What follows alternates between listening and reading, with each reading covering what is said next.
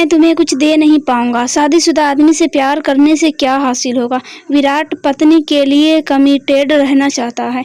अक्सर जब कोई सुखद घटना घटती है तो लोग उसे संयोग कह देते हैं। ज़्यादातर ऐसा तब कहा जाता है जब किसी से अचानक तब मुलाकात हो जाती है जब आपके मन में उससे मिलने की इच्छा हो रही हो। पर मैं इसे नियति कहता हूँ। नियति ही सब कुछ होती है, हमारे बस में कुछ नहीं। सब जो होना है वह होकर ही रहता है।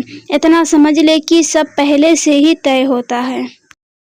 इसलिए किसी बात को लेकर मन न तो पछतावा रखे न ही अपराध बोध। एक दिन टीवी पर सुना था उसने एक धैर्य परिचारक के मुंह से, जब सब कुछ नियति ही तय करती है तो विधि को भी मन में गिल्ट लेकर नहीं जीना चाहिए।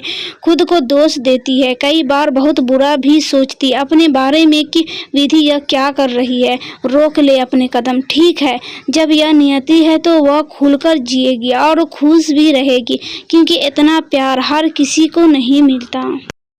कोई आपको समझे और किसी तरह से आपको जज न करे और बस आपकी बात धैर्य से सुनता रहे, इससे बड़ी बात और क्या हो सकती है। वह भी तब जब आप तमाम तरह की परेशानियों से घिरे हो। हर किसी में इतनी योग्यता भी नहीं होती कि वह दूसरे की बात समझ उसे सही राय दे सके या अपना दिल का गुबार निकालने का मौका दे सके। लेकिन विराट में यह सब खूबियाँ है। बेशक यह लव एट फर्स्ट साइट वाला मामला था विधि के लिए, लेकिन जितना वह विराट को जानती गई उसके लिए प्यार उतना ही गहरा होता गया। बस कह नहीं पाई, और जब मन में इस एहसास को रखना मुश्किल हो गया, जब उसके दिल ने उसे झिंझोरना शुरू कर दिया तो कह दिया। कहा भी जहाँ जा रहा था। मन में हिचक तो तब भी थी, वह जो विराट ने ही पूछ लिया था। जब विधि ने फ़ोन कर विराट से कहा कि वह उससे मिलना चाहती है तो भी पूछा था कि क्या बात है। वे दोनों ITO पर मिले थे, क्योंकि दोनों के ही ऑफिस के रास्ते वहां से जाते थे। आसपास भीड़ थी। वह अपनी स्कूटी पर थी और वह अपनी मोटरसाइकिल पर। एक खाली जगह देख दोनों वहीं खड़े हो गए। तब भी कहाँ से ठीक से विधि से बोला जा रहा था। वह तो विराट ने ही पूछा था। इनफैचुएशन का मामला तो नहीं है? विधि ने कहा था। इनफैचुएशन नहीं, प्यार करती हूँ तुमसे। पहले क्यों नहीं कहा? अब तो मेरी शादी हो चुकी है, हिम्मत ही नहीं हुई। लेकिन तुम भी तो नहीं समझते। मैं डरती थी कि कहीं कहाँ तो तुम्हारी दोस्ती भी न खो दूँ।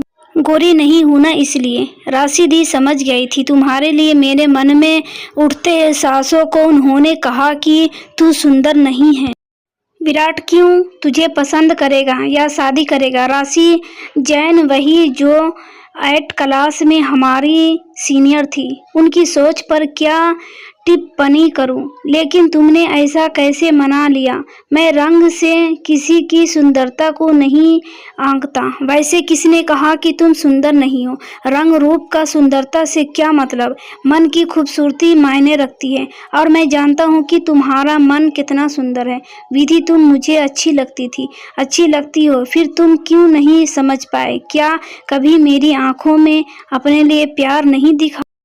विधि की आंखों में आंसू आ गए थे। दिखा तो था, पर तुम्हारी चुप्पी से मुझे लगा कि मेरा वहम है। फिर एक दिन कृति ने मुझसे कहा कि वह मुझसे शादी करना चाहती है। हम दोनों एक ही सरकारी कॉलोनी में रहते थे। मैंने हाँ कर दी। कृति को देखकर ही तो मुझ में कहने की हिम्मत आई है। उससे तो बेहतर ही हूँ मैं हर तरह से। अब इन सब बातों का क्या फ़ायदा? विधि, बहुत मासूम हो तुम। अब कर ही क्या सकते हैं, चलता है। ऑफिस पहुंचना है और तुम भी ऑफिस जाओ और मुझे भूल जाओ। मैं समझ सकता हूँ भूलना आसान नहीं होगा, लेकिन कोशिश तो कर ही सकती हो। भूलना आसान होता है क्या? विधि अक्सर सोचती है। फिर कुछ ऐसा हुआ कि जिंदगी ने एक बार फिर से उसे पसोपेश में डाल दिया, सोचने पर मजबूर कर दिया कि क्या वह इसे नियति का इशारा समझे।